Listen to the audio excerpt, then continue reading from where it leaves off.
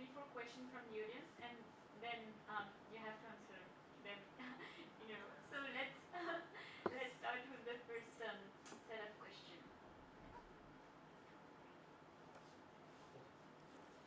Yeah. Thank you for the wonderful presentation. I think it was, as you rightly said, it's really dense. And I have a few broad questions. I mean, one broad question and one which is specific to your research.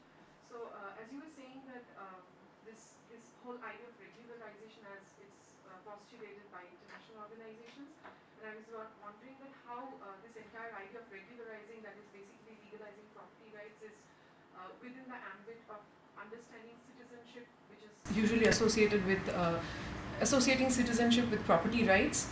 And I was wondering if you found any other alternative way of conceptualizing the idea of regularization, or the way that the institutions deal with land and the issue of land and informal settlements.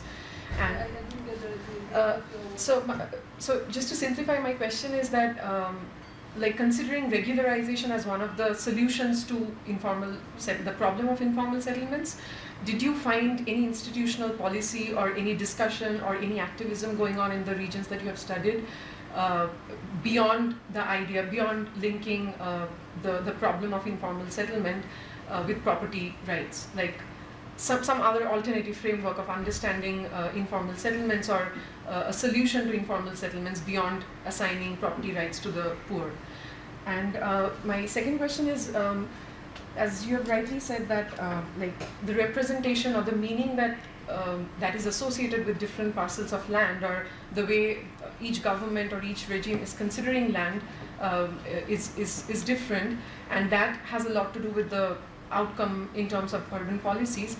And I was wondering, did you find the location of different slums or the speciality of slums as one of the drivers for urban policies? For example, did you find that there was a difference in the deployment of the government, the deployment of on-site or in-situ rehabilitation as opposed to relocation if the slums are located in a particular area? For example, in a high economic rent area, it's less likely to have a on-site redevelopment project compared to a region which is slightly peripheral, a slum which is slightly peripheral, because that's what we find in the case of India. And my third question, I don't want to take up too much time, but it's something to do with the market and state relation.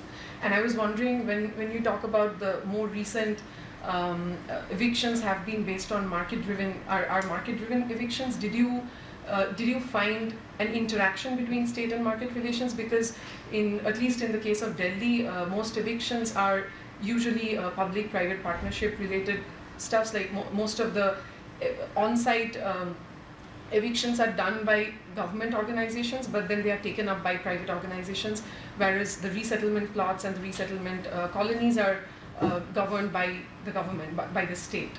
So, thank you. My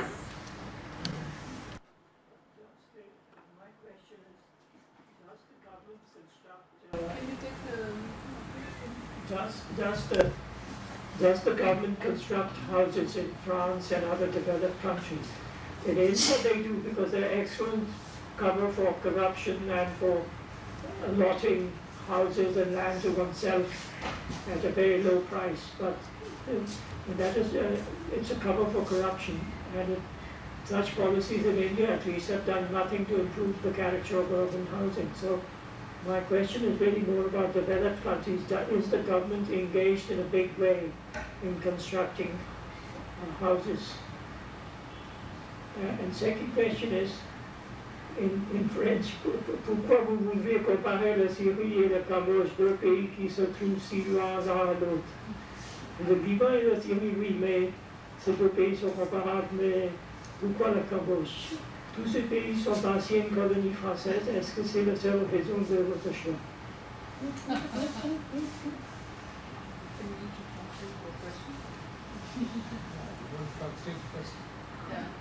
Yeah.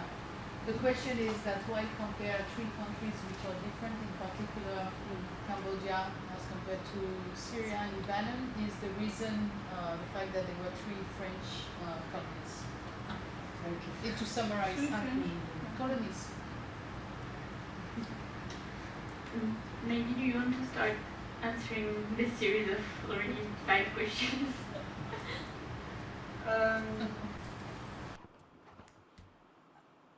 I will start by the last one, because I didn't decide to compare these places.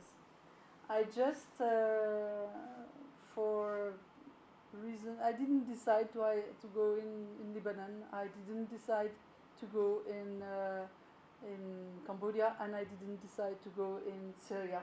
It was well. I'm not going to tell you my life, but it happens that I've been in these 3 countries, and in the beginning I wanted to work, on Mexico, Laos, and Senegal, and finally it ended like that. So. So it was not about the French. It was just that I happened to work in these 3 countries, one after the others. But and I didn't decide to compare them. I just worked on one, and then on the second, and then on the third. But putting them together, when for example, when I see this competition of land in Cambodia, and then after I came in Syria, and I said, wow, it's exactly the same here. What could I find with this question of competition about land? So, but I just took an idea from here, and then I developed my project on Syria. But the fact to put them together and to think from one country and then again, make me think of this idea of competition on land, and then competition of policies, and then competition in representation. It's sort of in your life you have an experience, and then another, and then a third one, and then after you have ideas. It's not. Of course, they are not comparable. And the fact that I said, okay, in this one we have in this first one.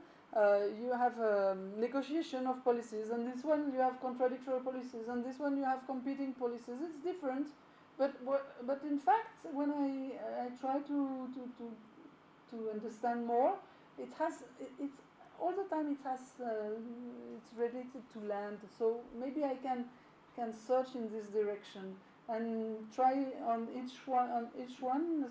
What do they say? What does that tell me on land? It's more like this. It's not I decide to compare. It's like I in my life finally I can drop things, take things from my different experience and my different research. I would like to ask you a small follow-up question to Yes. this response of yours, actually.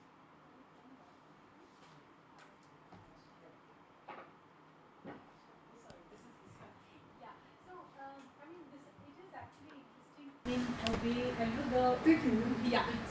It is actually interesting to have these 3 countries in a way. If you think, so I'm looking at it a little bit in terms of possibly the legal systems of these countries, particularly if all 3 were French colonies.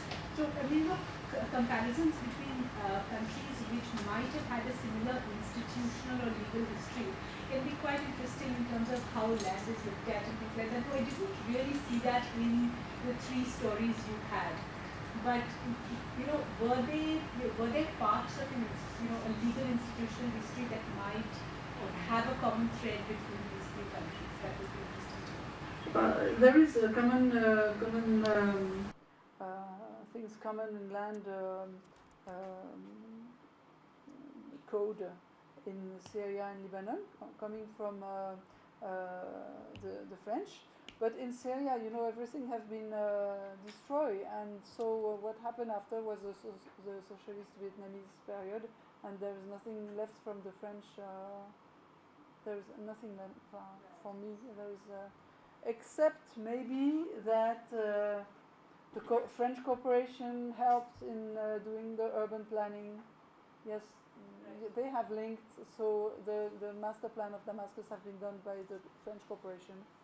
So it comes back, but it has nothing to do with the way they are doing the policies in Cambodia. It's more like UN Habitat and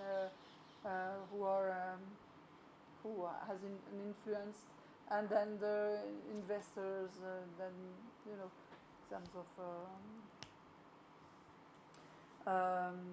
that link to another question, which is the market eviction and the links with the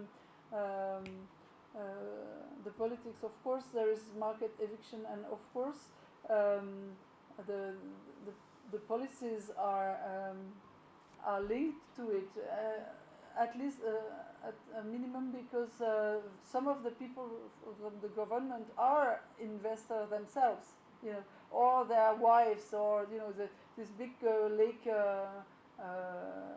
filling. It was I don't remember, linked to the wife of the prime minister, with the company who did that, and it is linked, and that's maybe one reason why. But I would not say that everything is linked, and that's why there is competing policies. It's because not all the people who are doing the policies are thinking the same way and are willing the same things. And it was particularly interesting in Syria, because in Syria I skipped maybe this is information. They decided in 2005 to have a social market economy. I don't remember the name. Which is they want to be at the same time socialist and liberal, justice and investment. You know, this sort of social market economy, and that's it's a nice text, but behind that there were really people who want to continue with socialism, and people who were owning the mobile phone company, and owning the banks and things, and wanted to the investment and the investors acting in the financing of the policies. So there is really well, I summarized, but there's when you go under more details, you can find very much. It's not only I separated between the idea of evicting or destroying and regularization, because it's very often the real limit between the two options. But in fact, there are very much a lot of nuance, and especially the question that you raised concerning where is it the same in the center of the city and in outside? Of course not. The governor of Damascus in the beginning didn't want to regularize much, and want more of renovation, and then there was a social problem, and then the Egyptian question, and suddenly say, okay, no, we are going to regularize more and have less renewal. But even if it's a question of proportion, say, okay, are we going to rehabilitate 20% or 80%? At the end, everybody was agreeing that in the center, we could not leave people in so prime land, so high valuable land. But if you think with another way of thinking, and some were thinking that way, you can also say that even in Paris, the mayor is trying to put social housing in the center of Paris, and now it's very expensive, because they have to buy apartments which are very expensive. But for the moment, they have informal settlement in the center of the city, so they have already places for low-income families in the center of the city, and in a perspective of sustainable city. That means that the people will not have to have commuting from very highways, less pollution, less money. It is very valuable to have very low income housing in the center of the city. It's another way of evaluating. This is the first question I was raising about the value of land. What is the value of land? Is it the value, financial value? If I evict everybody and I put a tower, I will get a lot of money. But if the urban planning say, okay, no way, cannot build a tower there, you can only leave an informal settlement. This is also a value for the city in its whole. It's more like in public interest. I didn't use the public interest, private interest a little bit on purpose, not to be stuck in categories. But this is the question of yes. But as a matter of fact, today, this idea of having a low-income settlement in the center of the city, nobody think of it because everybody is thinking of the representation of land as it has a value itself.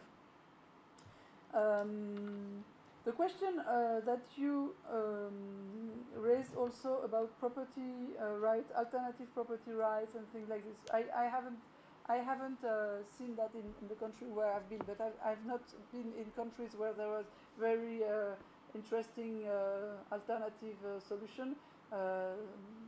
It's like that, but there is in other countries. When we were in Quito, for example, they had. It was interesting. They were regularizing their informal settlements since 30 years. And the way they were formalizing, it was okay. You are a formal informal settlement. You want to formalize, so you make the files, and then you have to first you have to make an association. Then the association have to deal with the former owner and get the legal owner in the name of the association. So it is a collective right, property right, and then after. They have to verify that everybody is fitting for the urban planning regulation, and then when they have done everything, they put the file on at the municipality and they get the stamp formalized, and it can take years. And then after, when it's formalized, they can get to a second step, which where you can get private ownership. So they start to, but this they don't very often. They don't do, because if they are formalized, it's sufficient to get some infrastructure from the municipality and things like this. And do the government build some social housing? This was something like this. Your question. Yes, they offer. No, not in Lebanon. Lebanon is liberal, and you have association and some churches having a few tenths of so nothing. But in Syria, I showed you a big program, and there have been for a long time, but there was a few thousand of units, and it was not very. It was not very for the poorest, and so they have done like 55,000 more, but the problem is that it is sold. So the people apply for it, and so it is going to be sold at X, and then at the end you have to pay the double. So it's not anymore for social. And so it's for a question, but there are some. And in Cambodia, they had the idea of social concession. That means they have on public lands. They organize to give for free for very poor people a land. But maybe I didn't understand. My question was actually about France and other developed countries. Because in India, for instance, the government builds houses in a big way. Every city has some housing construction thing, and there are corruption schemes essentially. So my question is, does government in France and other developed countries build houses in a big way, not just social for the poorest, but in a big comprehensive way? I'm not very specialist on France. I think it sort of refers back to your in one of your presentations you said that the Ministry of Housing was in favor of renewal, while the Ministry of Urban was in favor of doing essentially in situ rehabilitation, kind of providing services and things, regularization. Right? And so from what I understand, the question is whether the focus on renewal and housing is not how much of it is because of these representations and aesthetics, etc., and how much of it is because of corruption through the award of contracts to build houses and things like that. Whether, and this can also be any place where there is publicly provided sort of social housing, whether it is, India has sort of large program now on Indian ARM, and maybe France has social housing built by the government, I'm not sure. So that is that broadly the question you're asking. So that's the question. To what extent is it's not so much the representations of land, the representation of land, it's about the rents and the corruption that can be earned by awarding large housing contracts. I think it is linked. It is linked. It is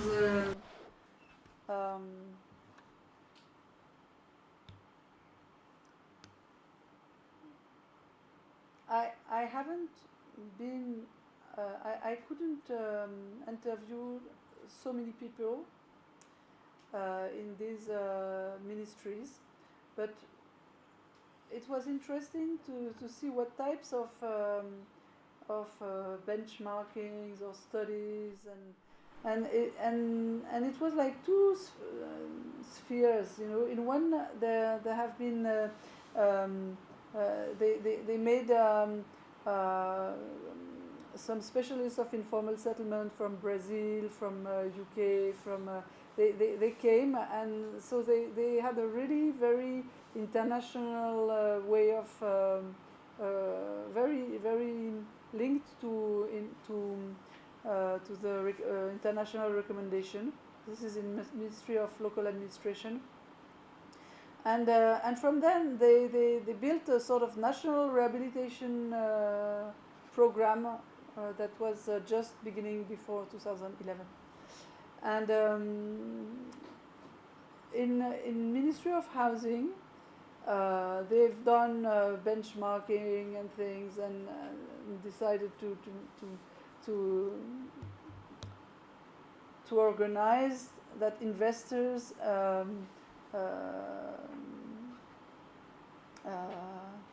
come and resolve the question of informal settlement in certain place. And these,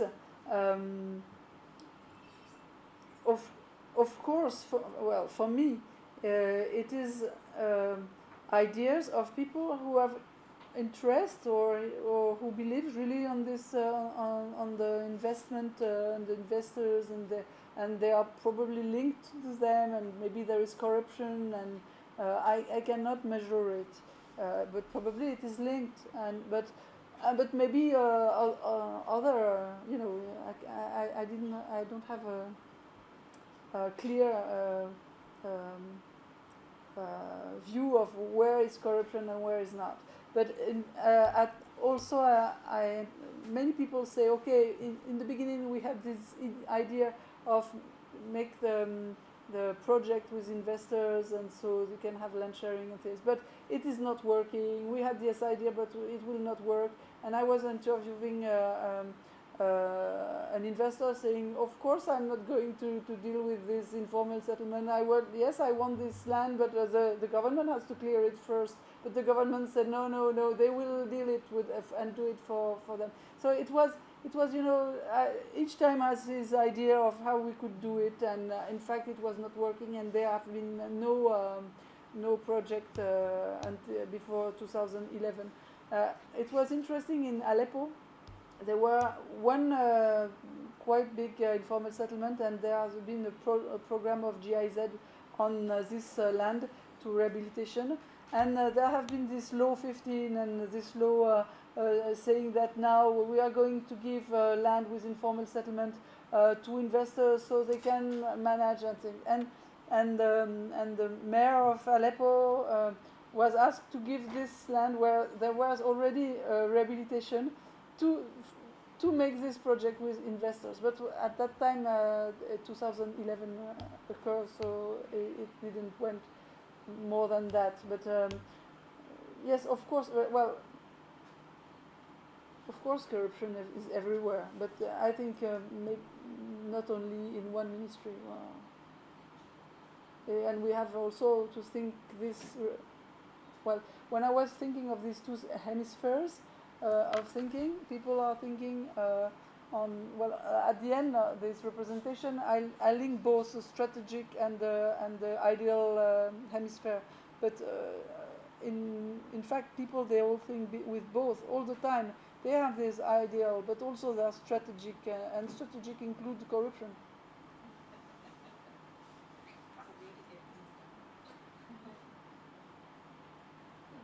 So first, just a comment on the last part. My question. Story is that corruption in most countries is very heavily, often concentrated in construction industry, and then in many countries where poor land, titling, etc. occurs, or land records, the land values make it even much more pronounced. It's both, as far as construction industry, it's developed and developing. But coming back to your basic thing about competition, I think it is essentially true in all urban issues. I would say it ends up being a competition between different interests. What my question is, to what extent was it specific? The three countries that you did, which might have been by chance, but they are all three which went through crises, which had sort of very cathartic crises, especially in the area of land and urban. Whether it's Beirut, whether it's Phnom Penh, or even Damascus. I'm talking not about the recent crisis, but when the Bashar al-Assad, or even the last part of his father's regime, there was a major sort of change in a lot of in the regime, in the economics of the regime. So what happened was, not only were the market forces highly attenuated, but also the politics was highly attenuated. Unlike most other countries, where the same sort of attenuated. But attenuated means shrunk, Okay. It was highly weakened.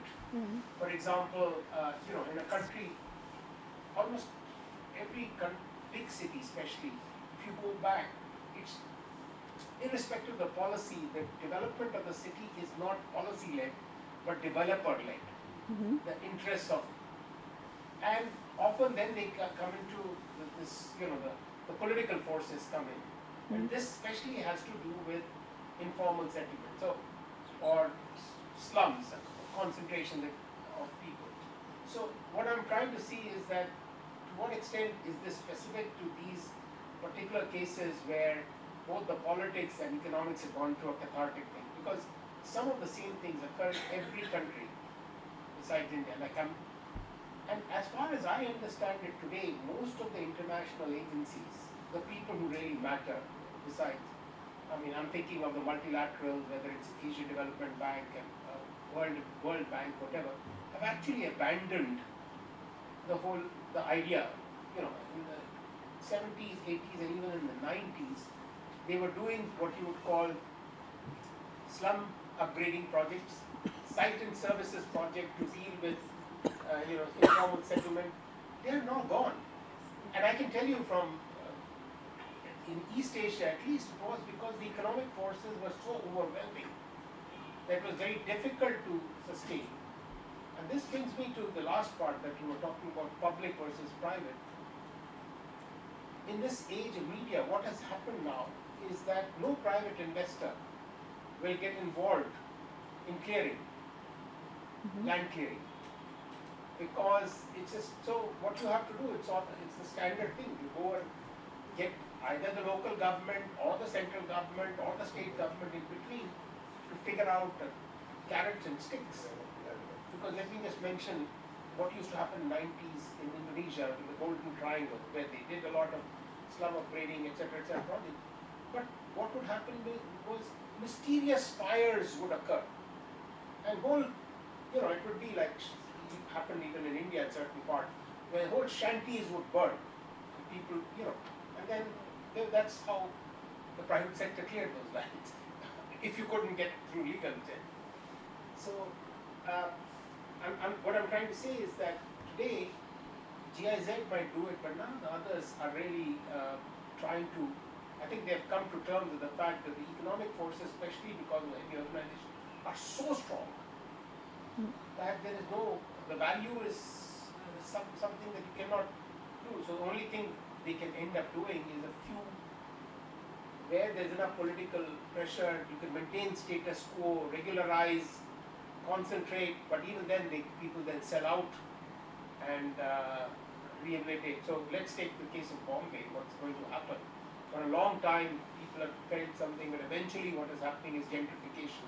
What is known as gentrification in the West is occurring all over most cities of India or developing countries. Yes, sir.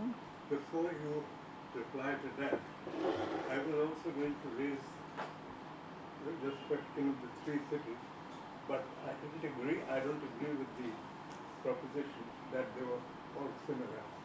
The position in Phnom Penh and Beirut was that they have been tremendously upset by revolution and population displacement. Damascus, however, before 2009, when we studied it, was a relatively settled place, and it was not totally disturbed. Therefore, the comparisons between the three, I think, are different. And there's a further difference that there is a choice in this between some clearance and resettlement outside areas. It depends on the availability of land. Now, where you have agricultural land outside the city that is available for development, you have a better chance of building new settlements. But when that does not exist, you have no choice but to improve the in situ slums. So, in the case of these three cities, Beirut doesn't have much agricultural land around. It is a city in itself. Phnom Penh, I think, does have agricultural land, and Damascus did have. So the choice between settlement and new settlement and improvement of slums also depends on these physical factors like land availability.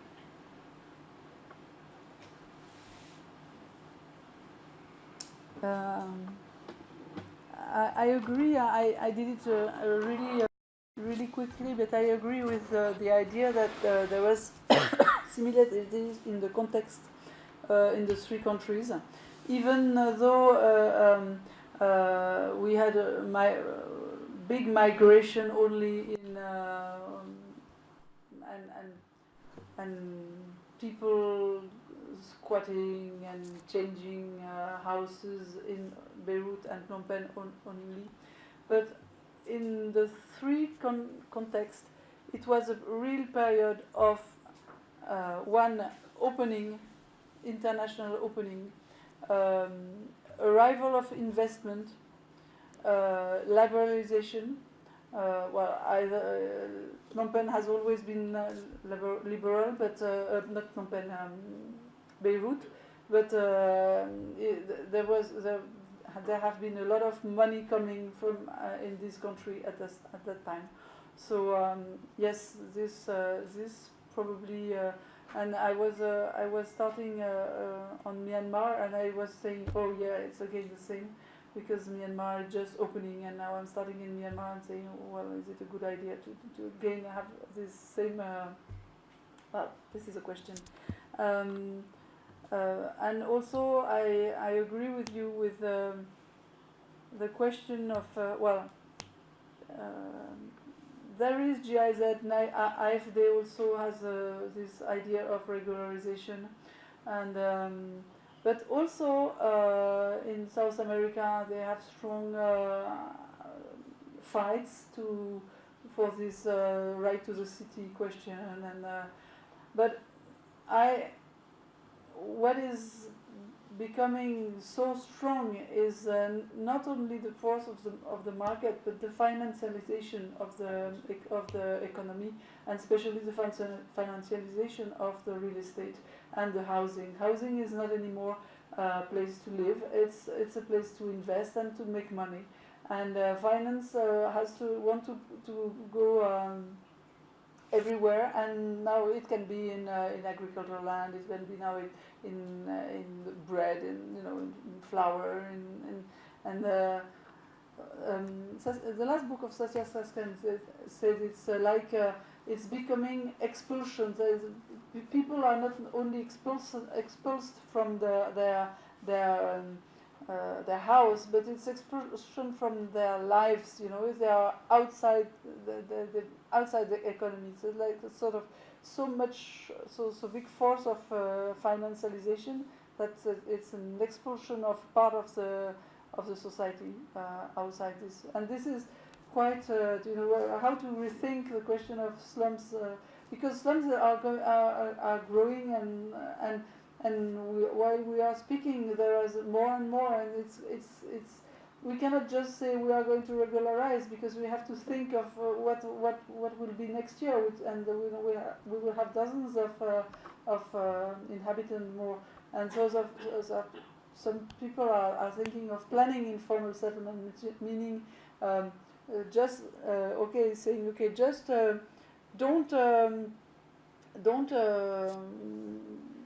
don't settle on this place where we're going to put a metro or a big road, but then after you can do what you want there, including the planning of the roads and things. Just do the slums, but we are going to do it together, and it's just it's sort of planning, how you can plan and organize and canalize the informal city. If you plan it as planned city, putting plot and road and thing, it's going to be too expensive. So or if you're going to put a limit, don't go over this place, they will go over. So it's the paradox of how to plan informal, is that it's an oxymoron. You cannot plan. If you plan, it's going to be outside. So how to organize? Say, okay, we are going to plan like this. The problem is that the affordability is such that the standard, if you were to plan, you would have to say something about things which there would be a social outcry to say that somebody has to live, that the only thing you can afford to provide space for is 5 people in a small room. That is unacceptable. It's like water supply. Everybody will tell you in many cities of India today that water supply, you cannot expect more than 4 hours of water supply or 6 hours of water supply. But they still insist on saying that we'll have 24/7 water supply. Because it's unacceptable for a planner or others to, for any But the word is this one, unacceptable.